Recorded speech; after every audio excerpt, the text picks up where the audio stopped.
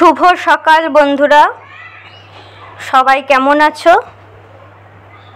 আর সকাল সকাল কিন্তু একটা নতুন ব্লগ নিয়ে চলে এসেছি বাপের বাড়িতে।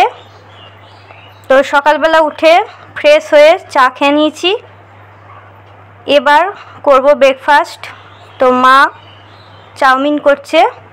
বাপের বাড়ি এসে কোনো কাজই করতে হয় না, তো মা কোনো কাজই করতে দেয় না, মা সব কিছুই করে। আর আমি এদিকে দেখো সকাল থেকেই ঘুরে বেড়াচ্ছি। তো মা দিয়ে দিয়েছে চাউমিন। তো এখানে মা মিক্সড চাউমিন করেছে, পনির ডিম সব কিছু দিয়ে, আর তার সঙ্গে দেখো আলু গাজর সব কিছু দিয়েছে। আর এদিকে আমার মেয়েও খাচ্ছে। তো মেয়ে বলছে যে আমার ভিডিওটাও করে দাও। তো দেখো মা কিন্তু দারুণ চাউমিন করে, যেমন বাড়িতে হয়, আলু সবজি দিয়ে। আর দেখো আমি চাউমিন খেয়ে নিচ্ছি। যখন ছোটোবেলায় স্কুলে যেতাম, মা ঠিক এইভাবেই টিফিনে চাউমিন করে দিত। আর এই চাউমিনটা খেতে কিন্তু আমার খুবই ভালো লাগে। তো সকাল সকাল দেখো আরাম করে, কোনো কাজকর্ম নেই, তো বসে বসে শুধু খাচ্ছি কদিন ধরে। তারপরে দেখো একবারে দুপুরে চলে এসেছি, কারণ সারাদিন শুধু গল্প এই করেই কাটিয়েছি। তো স্নান করে ভাত খেতে বসে পড়েছি।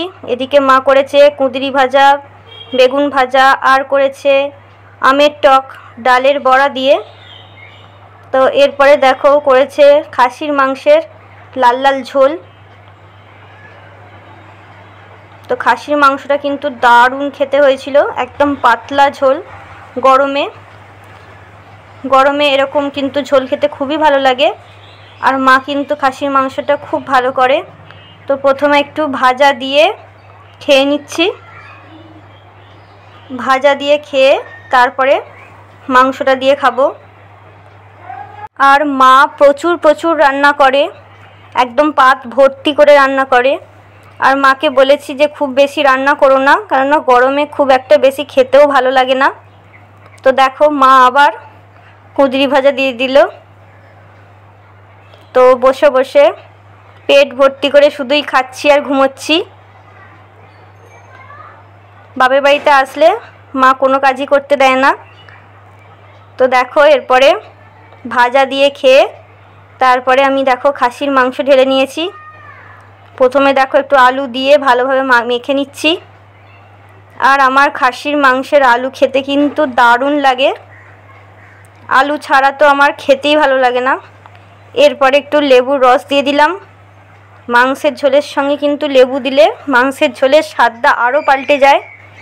তো দেখো এবার মাংস দিয়ে ভালোভাবে মেখে ভাতটা খেয়ে নিলাম।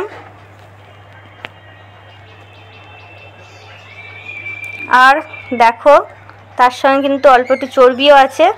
চর্বি খেতেও কিন্তু আমার খুব ভালো লাগে, তবে খুব একটা বেশি খাই না চর্বি, কেননা চর্বি খাওয়া অতটাও ভালো না।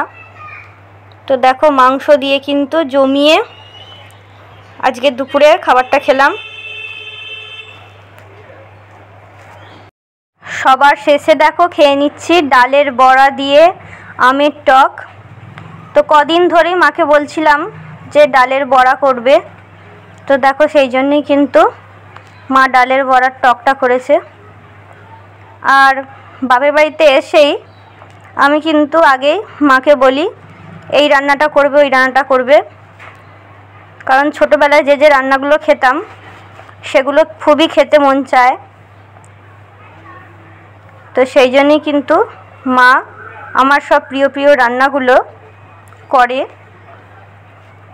আর দেখো ডালের বড়াটা কিন্তু দারুণ খেতে হয়েছিল, একদম ভিতরে পর্যন্ত টকটা ঢুকে গেছে, রসটা, আর একদম ফুলে গেছে, আর খেতে দারুণ লাগছিল।